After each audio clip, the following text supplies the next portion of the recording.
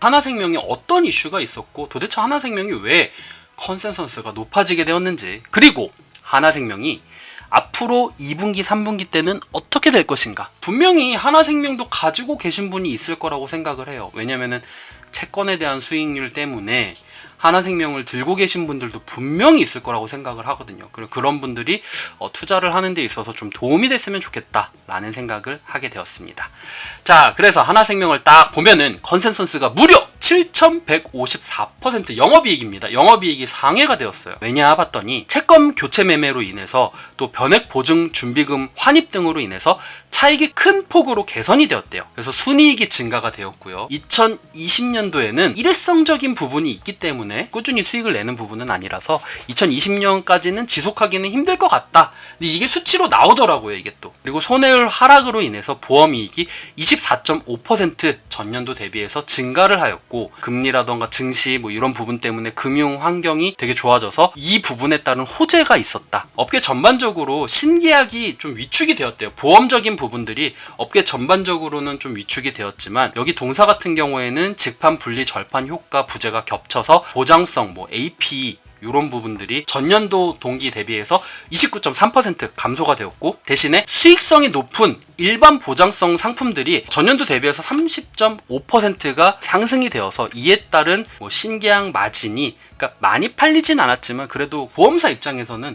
영업이익이 높은 애들 있잖아요. 이런 것들이 마진이 51.5% 상향이 되었다. 그 다음에 2019년도 보험이익의 개선세가 일어났고, 변액 보증 수입도 1,400억 손실에서 올해는 이제 이익 전환을 할 것이다 얘기를 하고 있어요. 채권 교체 매매가 지금 계속적으로 지속이 되고 있고, 손익이 추정치를 크게 상회를 했기 때문에 영업이익이 늘어났다 이렇게 얘기를 하고 있고요. 금리 상승으로 인해서 변액 보험 준비금 환입으로 책임 준비금 전입액이 추정치보다 이제 좀 양호한 부분이 있고, 그리고 해외 주식과 채권 시지가 확대가 되었대요. 그래서 이로 인한 수익률이 증가가 되었다 이렇게 얘기를 하고 있어요. 채권 수익률이 높아지면 당연히 올라가는 부분은 맞으니까요. 1분기 실적 개선에 대한 배경이 대부분 휘발성적인 부분들이 많아요. 이거에 대한 환경이 바뀌거나 기저효과에 대한 부분들, 이런 부분이 있기 때문에 어떤 애널리스트 분들께서는 이게 큰 의미는 있지는 않다, 유의미하지는 않다라고 얘기를 하시더라고요. 일회성 손실들이 되게 많았는데 여기에 따른 손실들이 없어지면서 기저효과가 일어났다 이렇게 얘기를 하고 있어요. 시장금리 상승에 따라서 투자 수익 증가와 함께, 그리고 더불어서 변액 보험 준비금 부담이 감소가 되어서 21년도는 작년보다는 실적이 개선될 것이래요. 그래서 보장성 중심의 판매 효과, 그리고 재판 분리에 따른 보험사 플랫폼화 성장도 기대가 된다 이렇게 얘기를 하고 있어요. 그럼 이제 보험사들 중에서는 어떤 보험사가 그래도 이제 순이익이 증가가 될까? 그래서 순이익률을 제가 이렇게 뜯어봤거든요. 순이익률을 뜯어보니까 파란색이 2020년도고요. 주황색이 2021년도라고 보시면 돼요. 그래서 순이익에 대한 상승폭 같은 경우에는 미래에셋보다 삼성생명보다 하나생명이 더 높아요. 무려 66% 상승을 하게 됩니다. 동양생명은 25.6%, 삼성생명은 36%, 그리고 작년 대비해서 하나생명이 66% 상승을 하는 모습을 보여주고 있어요. 그럼 투자 손익은 어떻게 되느냐? 하나생명 같은 경우에는 거의 똔똔이에요. 투자 손익 같은 경우에는 거의 뭐 마이너스라고 보시면 되고요. 미래에셋도 거의 차이가 없는데 제일 많은 것은 삼성생명. 삼성생명이 투자 손익 같은 경우에는 작년도 대비해서 21.9% 이렇게 상승한 모습을 보여주고 있습니다. 매출액이라는 표현보다는 수익 보험료라는 얘기를 하더라고요.